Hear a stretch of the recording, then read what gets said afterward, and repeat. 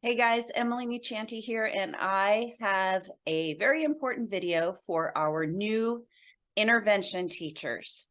We are getting to approaching the end of or the beginning of springtime, which means the time is starting to feel pressured that you're going to run out of it before you are done with your kids.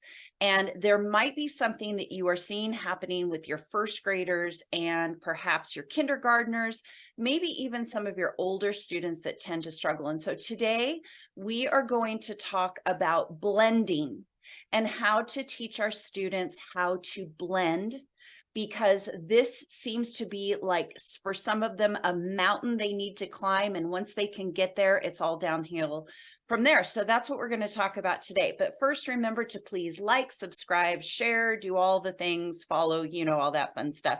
That helps all the analytics know that you want to see what's happening here and we can reach more people.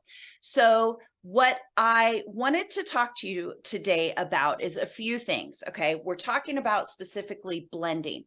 And I always remember that around this time of the school year with my first graders and kindergartners, we had been practicing individual letter sounds a great deal.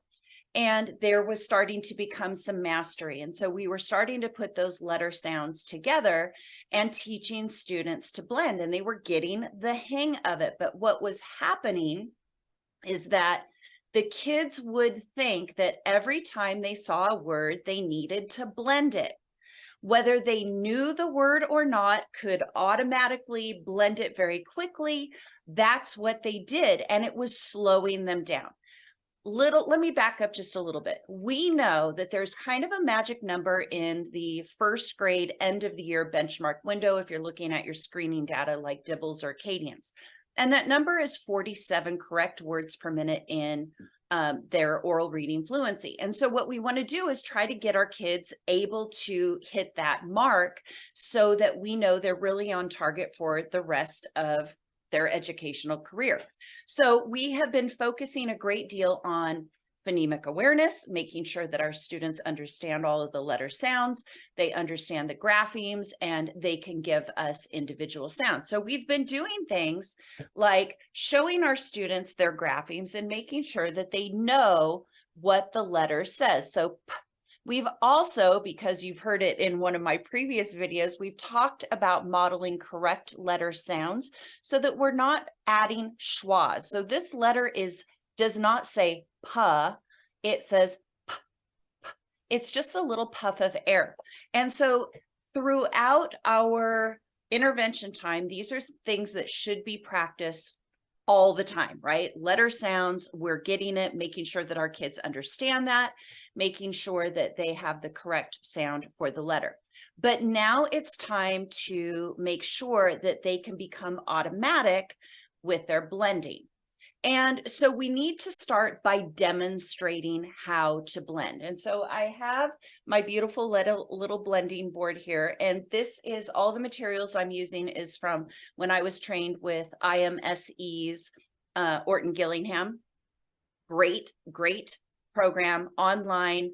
One of the best top-notch trainings I've ever been involved in that was an online training. And I'll link that into the show notes. All right, so let me see if I can do this without it falling. So here is my blending board. And when we're teaching students their individual sounds, we are pounding and swiping or tapping and swiping. So the students learn the routine, the blending routine of at, mat. And we continue to change our graphemes and do this very quickly so that our students can get some really quick accelerated practice. So at, pat. And we can change all of these graphemes at any point.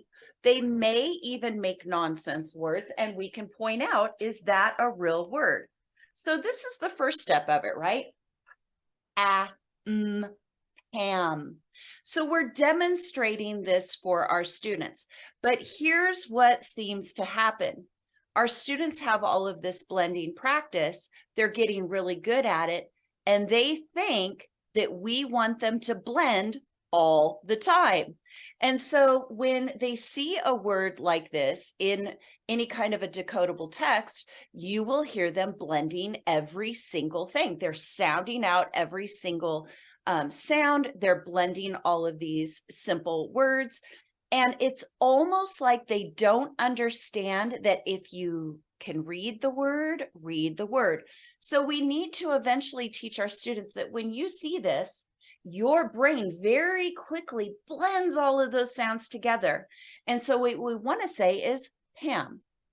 Now, when we're doing our nonsense word fluency assessment inside of Acadience or Dibbles or anything, they actually get more, a greater score for being able to read the whole word one time only without having to first decode and blend. And that student who can do that is much more advanced than a student that has to go Pam. So we are going to find ways to bridge that gap.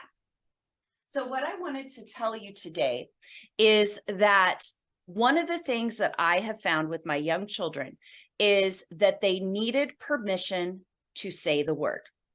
So it was a lot of when I knew that that student was ready to take that leap, what we would start to do is have them blend and sound out in their head. We don't want to voice the sounds.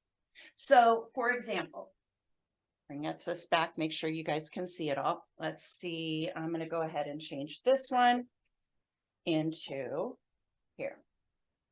And so when presenting it in that way, what I would do is say, now, and remember, this is the bridge. I'm having the student, they can still tap it, but I don't want them to voice it. What I'm trying to do is help that student internalize that piece of that blending process so that eventually it drops off, which is what I want it to do. And so that they only have to really overtly blend sounding out when they are stuck. So we look at the word and I will tell them, okay, you can tap it. Now say the word. And so again, we are starting to pull back some of that scaffolding that was in place, which was the voicing of the individual sounds and then blending it together. So what sometimes happens on our benchmark screening is that students will do this naturally and they will start, you will start to see a higher whole words read score come up, but their scores are dropping because they're not getting very many words. And that actually tells me that they're starting to internalize this sounding out process, which really is what we want our students to do. But to help them get there, what you can do is have them to first just tap, voice the word, okay? Eventually, you'll remove the tapping. You'll say, okay, look at the word, and they might even bounce it with their eyeballs and then read the word.